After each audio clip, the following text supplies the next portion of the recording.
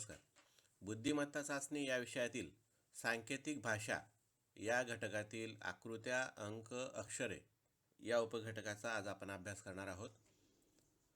सांकेतिक भाषा संकेत म्हणजे एखाद्या संदेशाचे चिन्हाद्वारे किंवा खुणेद्वारे प्रसारण करणे होय. विशिष्ट संदेश किंवा माहिती एका विशिष्ट ग्राहकापर्यंत पोहोचवायची असेल, त्याच्याशिवाय तो इतरांना समजू नये असे वाटत असल्यास त्या माहितीचे रूपांतर काही चिन्हे, खुणा किंवा संकेत यामध्ये करून ती एका व्यक्तीकडून दुसऱ्या व्यक्तीकडे प्रसारित केली जाते. म्हणून अशा भाषेला सांकेतिक भाषा असे म्हणतात. सांकेतिक भाषेत संदेश ओळखणे ही बुद्धिमत्तेची खरी कसोटी असते. तार्किक क्षमतेचं मापन त्यावरून होत असतं आणि म्हणून बुद्धिमत्ता चाचणी या घटकात या उपघटकाचा समावेश केलेला आहे. सांकेतिक भाषेसाठी विविध चिन्ह, शब्द, अंक, अक्षरे यांचा उपयोग करून मूळ संदेश संकेतात परावर्तित केला जातो. त्यामुळे तो संदेशाचे मूळ माहितीत रूपांतर करण्यासाठी कसोटी लागते. त्यासाठी बुद्धिमत्ता चाचणीत वेगवेगळ्या प्रश्नांमध्ये माहितीचे सांकेतिकरण करून प्रश्न विचारले जातात. या उपघटकावरील प्रश्न सोडवताना विविध आकृत्या, अंक, अक्षरे यांचा संबंध जोडून सांकेतिक लिपी तयार केली जाते. उदाहरणार्थ, एका सांकेतिक भाषेत A=1, B=2, C=3 याप्रमाणे Z=26 असेल तर RAT किती?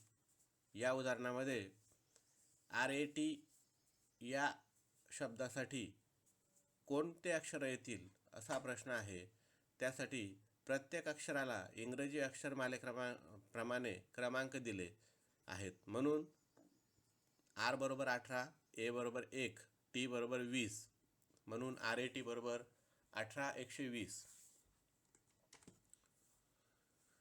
सांकेतिक भाषा हा तार्किक तर्क विभागाचा एक भाग आहे, जो विशिष्ट नियम आणि नियमांचा वापर करून शब्द, संख्या आणि अक्षरे किंवा दोन्हींचे मिश्रण विशिष्ट पॅटर्न किंवा कोडमध्ये रूपांतरित करण्यासाठी वापरला जातो. डिकोडिंग ही दिलेल्या संकेतांकामधून शब्द किंवा संख्या पुनर्प्राप्त करण्याची प्रक्रिया आहे. म्हणजेच या प्रकारात कोडिंग आणि डिकोडिंग यांचा समावेश आहे. उदाहरणार्थ, एका सांकेतिक भाषेत NaN=33 तर NOR किती? या प्रश्नात अक्षरासाठी अंकांचा क्रम देऊन त्या अंकांची बेरीज केलेली आहे. म्हणजेच N=14, A=1, D=4, N=14 आणि त्यांची बेरीज 33. यावरून NOR Nचा अंक 14, Oचा अंक 15, R=18 व या सर्वांची बेरीज केल्यास NOR 14 + 15 + 18 = 47. म्हणून 47 हे त्याचं अचूक उत्तर आहे. सांकेतिक भाषा या उपघटकामध्ये पुढील 3 उपघटकांचा समावेश होतो. पहिला अंकांसाठी अंक, दुसरा अक्षरांसाठी अंक आणि तिसरा अक्षरांसाठी चिन्ह. या 3 प्रकारापैकी पहिला प्रकार अंकांसाठी अंक. या प्रकारात एखादी संख्या तिच्या सांकेतिक भाषेतील संख्यांच्याच रूपात दिलेली असते. दिलेल्या संख्येतील अंकांचा व सांकेतिक भाषेतील अंकांचा क्रम कधीकधी सारखा असतो. या दोन्हींच्या क्रमातील संबंध विचारात घेऊन विचारलेल्या सांकेतिक भाषेतील संख्येची निवड करावी लागते. उदाहरणार्थ, 513 ही संख्या सांकेतिक भाषेत 315 अशी लिहिले तर 752 ही संख्या सांकेतिक भाषेत कशी लिहिता येईल? स्पष्टीकरण: या उदाहरणात 513 या संख्येचे रूपांतर 315 केले आहे. म्हणजे एकक स्थानातील अंक व शतक स्थानातील अंक यांची अदलाबदल केलेली आहे. दशक स्थानावरील अंक जसा आहे तसाच ठेवलेला आहे. यावरून 752चे रूपांतर पर्याय क्रमांक 1 म्हणजेच 257 असे करता येईल. 752 पैकी 2 या एकक स्थानचा अंक 7 या शतक स्थानच्या अंकाशी अदलाबदल करून 5 हा अंक तसाच ठेवला आहे.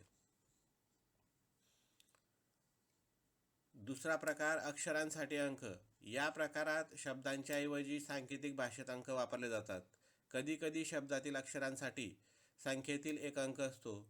काही वेळेस अंकांचा आणि अक्षरांचा क्रम बदललेला असतो. यावरून अक्षरांचा व त्याच्या सांकेतिक भाषेतील अंकांचा ताळमेळ जुळून प्रत्येक अक्षरासाठी किंवा शब्दासाठी कोणता अंक वापरला आहे ते शोधून पर्याय निवडावा लागतो. या प्रकारच्या प्रश्नात 2 शब्द आणि त्यासाठीच्या सांकेतिक अंकांचा विचार करून 2 शब्दातील समान अक्षर आणि 2 संख्यांमधील समान अंक शोधून अक्षरांसाठी असलेला सांकेतिक अंक मिळतो आणि याच पद्धतीने इतर अक्षरांसाठी असलेले सांकेतिक अंक शोधावे लागतात. उदाहरणार्थ, एका सांकेतिक भाषेत अजय हा शब्द 458 असा लिहिला, विजय हा शब्द 348 असा लिहिला, तर रवी हा शब्द कसा लिहाल? स्पष्टीकरण. या उदाहरणात अजय या शब्दासाठी 458 आणि विजय या शब्दासाठी 348 या संख्या वापरल्या आहेत.